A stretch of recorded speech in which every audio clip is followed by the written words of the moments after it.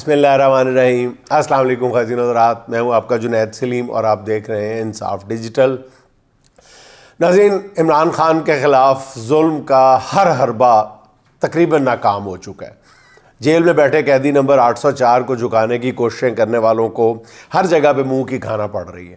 خوف کا ہر حربہ آزما کے دیکھ لیا ہے مگر کوئی بھی کارگر ثابت نہیں ہو رہا۔ اب یوں لگتا ہے کہ عمران خان کے خلاف ممکنہ آخری وار کی تیاریاں کی جا رہی ہیں، اور اس سے پہلے ماحول ایسا تیار کیا جا رہا ہے جس سے یہ ثابت کرنے کی کوشش کی جائے کہ اب جو ہوگا ایسا پہلے کسی نے سوچا بھی نہیں ہوگا۔ جنرل ریٹائرڈ فیض حمید کا کورٹ مارشل حتمی مرحلے میں داخل ہو گیا ہے، جس پر ایک آسمان سر پہ اٹھا لیا گیا ہے۔ برملا کہا جا رہا ہے کہ اس کیس میں عمران خان بھی شریک ملزم ہے اور اب ان کی باری آنے والی ہے، حالانکہ ایسا کہیں لکھا نہیں گیا۔ آئینی، قانونی، دستوری طور پہ کہیں پہ آپ یہ لکھا ہوا مجھے دکھا دیں کہ جی اس میں عمران خان بھی شریک ملزم ہوں گے۔ ہاں، نون لیگی مینڈک جو ہیں وہ ٹرا رہے ہیں پورے زور سے، گلا پھاڑ پھاڑ کے، او جی یہ تو نیچرل بات ہے، عمران خان کیسے بچ پائے گا؟ پھر کہاں لکھا ہے؟ کس نے کہا ہے؟ کس اعلامیے میں کہا ہے؟ آئی ایس پی آر کے اعلامیے میں کس جگہ پہ عمران خان کا ذکر ہے؟ کن لفظوں سے آپ کیا مطلب نکال رہے ہیں؟ اچھا، دوسری طرف ناظرین، سپریم کورٹ کے آئینی بینچ میں سویلین کے ملٹری ٹرائل کا کیس بھی ٹیک اپ کر لیا گیا ہے، جس کی روزانہ کی بنیاد پہ سماعت شروع کیے جانے کا امکان ہے، اور کہا جا رہا ہے کہ سپریم کورٹ سویلین کے ملٹری ٹرائل کی اجازت دے دے گی، جس کے بعد عمران خان کا کیس ملٹری کورٹ میں چلے گا، اور کوشش یہی ہے کہ جیل میں بیٹھے عمران خان پر اتنا دباؤ ڈالا جائے کہ وہ کسی ڈیل پر آمادہ ہو جائے یا ملک چھوڑنے پر رضامند ہو جائے۔ اور خوف کے اسی حربے کو استعمال کرتے ہوئے فیصل وافڈا صاحب دا گریٹ، کیا کہنے شہزادے، فیصل وافڈا صاحب نے کیا بات کہی ہے؟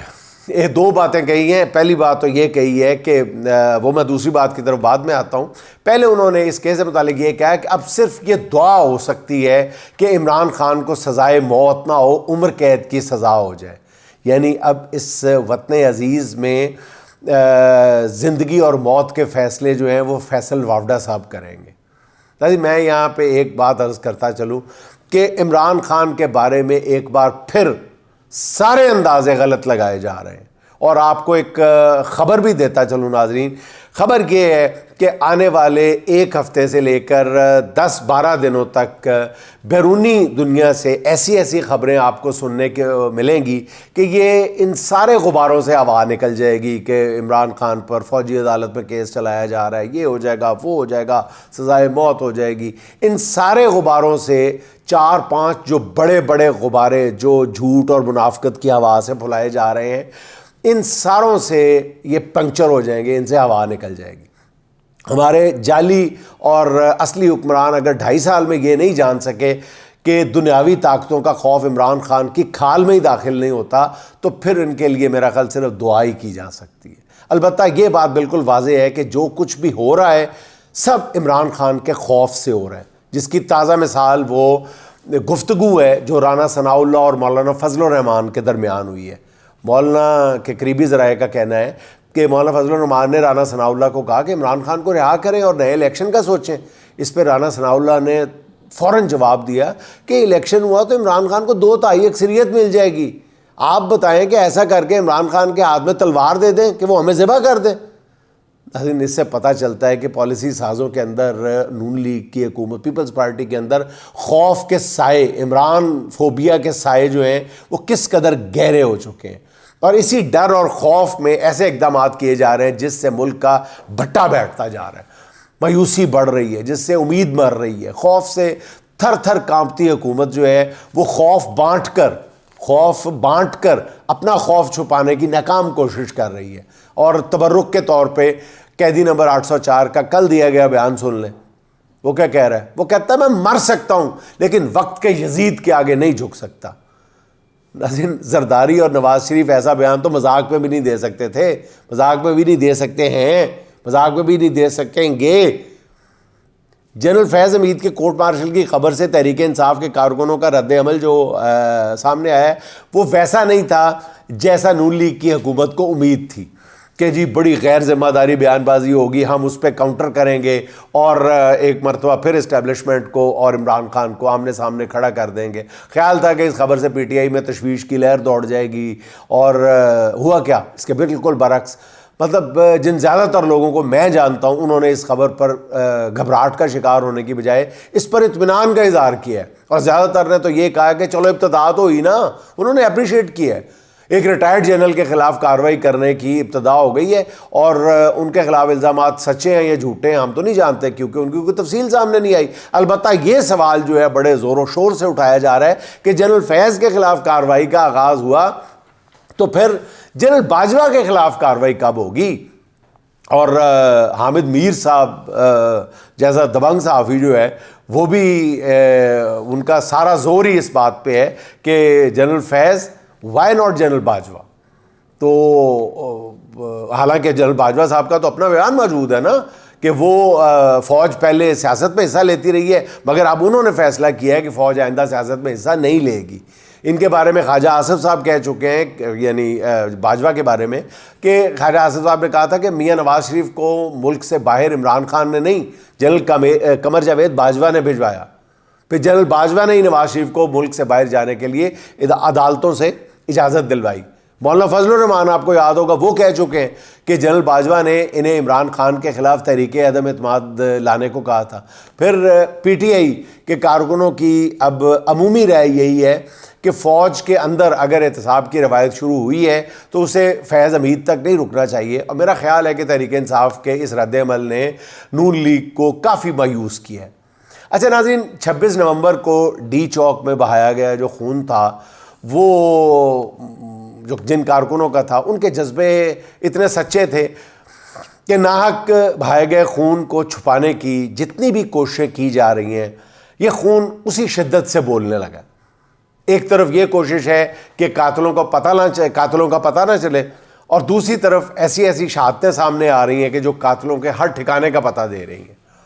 اچھا ناظرین, اب کچھ بات ہو جائے عمران خان کے ساتھ جو ملک کے اندر جو تحریک انصاف دباؤ میں لینے کی جو کوشش کی جا رہی ہے پی ٹی آئی کو, اس حوالے سے میں یہ سمجھتا ہوں کہ اس میں کوئی شک نہیں ہے کہ کہا جا رہا ہے کہ بہت سارے پی ٹی آئی کی قیادت میں ایسے لوگ ہیں جو کمپرومائزڈ ہیں, مگر اوورسیز پاکستانی جو ہیں وہ خاموشی سے ایسا کام کر رہے ہیں جس نے حکمرانوں کا چین چھین رکھا ہے. بالکل میں آپ کو کھل کے بتاؤں تو اس کو آپ خبر بھی سمجھ لیں میری کہ سجاد برقی صاحب اور دیگر سرکردہ جو پاکستانیوں نے ایک نیوز کانفرنس کی ہے جس میں ڈی چوک میں چلائے جانے والی گولی سے متعلق امریکی پریس کے نمائندوں کو بریفنگ دی گئی ہے. اچھا ناظرین, خبر یہ ہے جو میں نے گزشتہ روز بھی آپ کی خدمت میں عرض کی تھی وہ یہ تھی کہ جو وہاں پہ حکومت نے لابی ہائر کی ہوئی ہے اس نے ہاتھ کھڑے کر دیے ہیں کہ پہلے آپ کچھ کانفیڈنس بلڈنگ میسر کریں تاکہ ہمارا وہاں پہ کام آسان ہو جائے.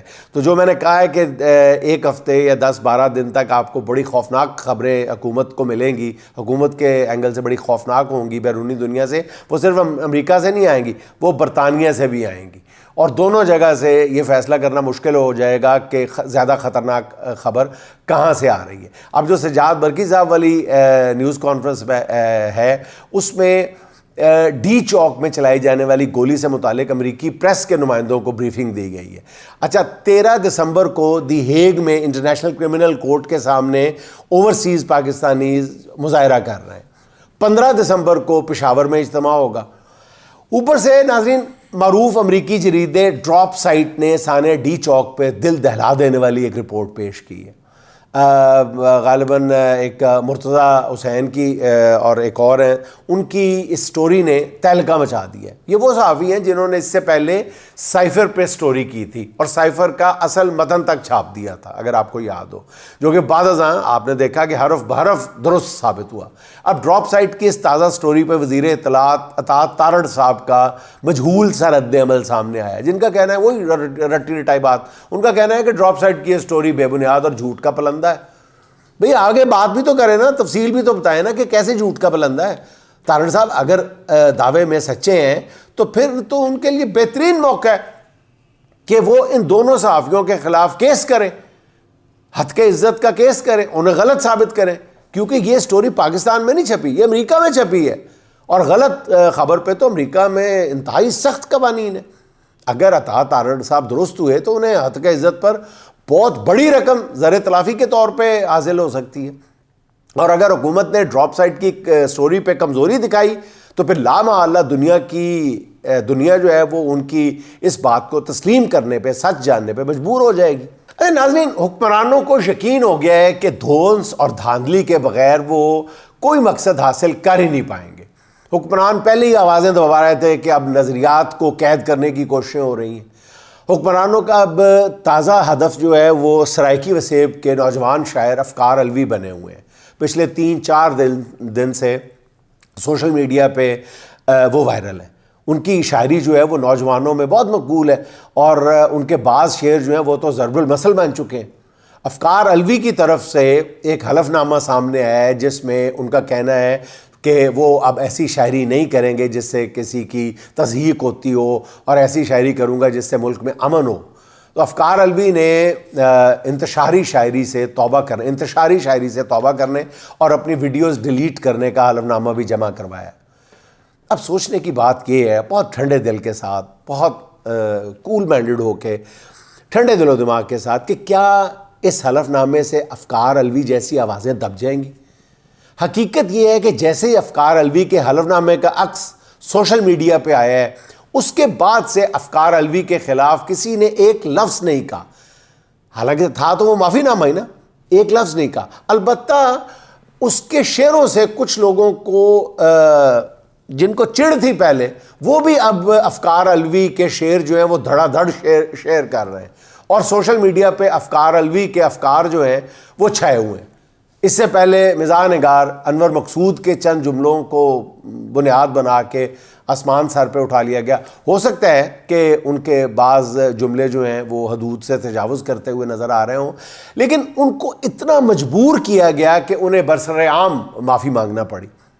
اس سے پہلے آپ نے دیکھا کہ گلوکار ملکو ناکدہ کوکا وہ گا کر زیر عتاب تھے, انہیں اتنا ڈرایا گیا کہ وہ منظر سے ہی غائب ہو گئے.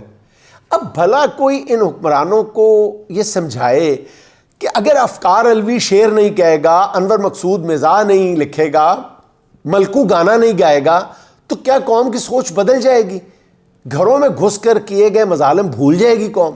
الیکشن میں کی گئی دھاندلی کسی کو اپنے ذہنوں سے فراموش کر دے گی قوم؟ یا پھر قیدی نمبر 804 کی محبت جو ہے وہ دلوں سے ختم ہو جائے گی؟ سوچ پر کبھی پیرے نہیں بٹھائے جا سکتے. حکمرانوں کو طاقت ہوتی ہے تو ان کو طاقت کے نشے میں یہ بنیادی بات سمجھ نہیں آتی کہ نظریات کو کبھی قید نہیں کیا جا سکتا. ایسا کرنے سے ہمیشہ معاشرے میں گھٹن میں اضافہ ہوتا ہے.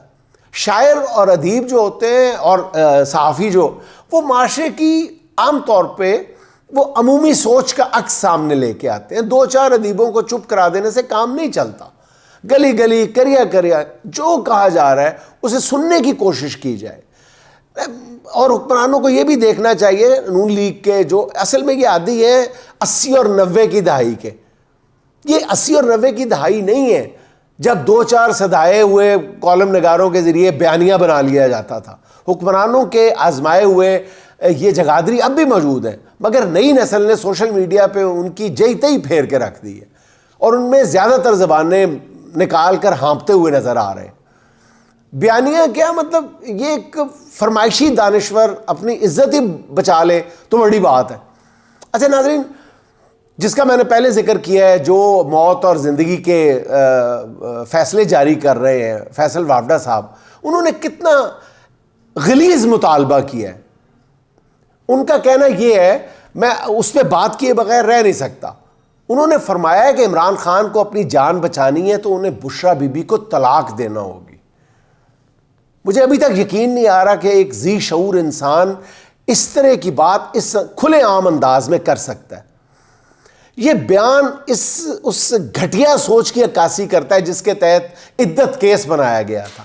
اگر یہ فیصل وافڈہ کی ذاتی خواہش ہے تو پھر اس پہ میں کیا کہوں, میں شاید زیادہ جذباتی کوئی لفظ کہہ دوں گا تو فیصل وافڈا صاحب آپ کو خود ہی تھوڑی سی شرم کرنی چاہیے. یہ بات کہنے سے پہلے سوچنا چاہیے تھا کہ اس شخص کے ساتھ بیٹھ کے آپ نے کتنی بار کھانا کھایا ہوگا, اس سے آپ کی دوستی ہی رہی ہوگی. اب آپ اس کی زندگی موت اور اس کی ذاتی زندگی کے بارے میں اس طرح کے کمنٹس دے رہے ہیں, آپ کو ذرا بھی شرم نہیں آ رہی؟ کچھ تو غیرت کریں, کچھ تو اپنی عزت بچائیں. آپ یہ مطلب میں تو کچھ ایسا غلط کہہ دوں گا اس لیے میں مطلب فیصل وافڈا صاحب اگر آپ کسی کا پیغام پہنچا رہے ہیں تو پھر ان سے عرض ہے کہ کیا اب ریاست یہ فیصلہ کیا کرے گی کہ شادی کب ہوگی, کس سے ہوگی, اس کی شادی کے نتیجے میں بچے پیدا کرنے ہیں یا نہیں, اور کرنے ہیں تو کتنے کرنے ہیں, یہ سب فیصلے جو ہیں اب ریاست کیا کرے گی. میں مطلب حکومت سے بھی یہ پوچھتا ہوں کہ آپ اتنی پستی میں گر جائیں گے کسی کی مخالفت میں, ایسے شوشے چھوڑ کر اب کیا مقاصد حاصل کرنا چاہتے ہیں؟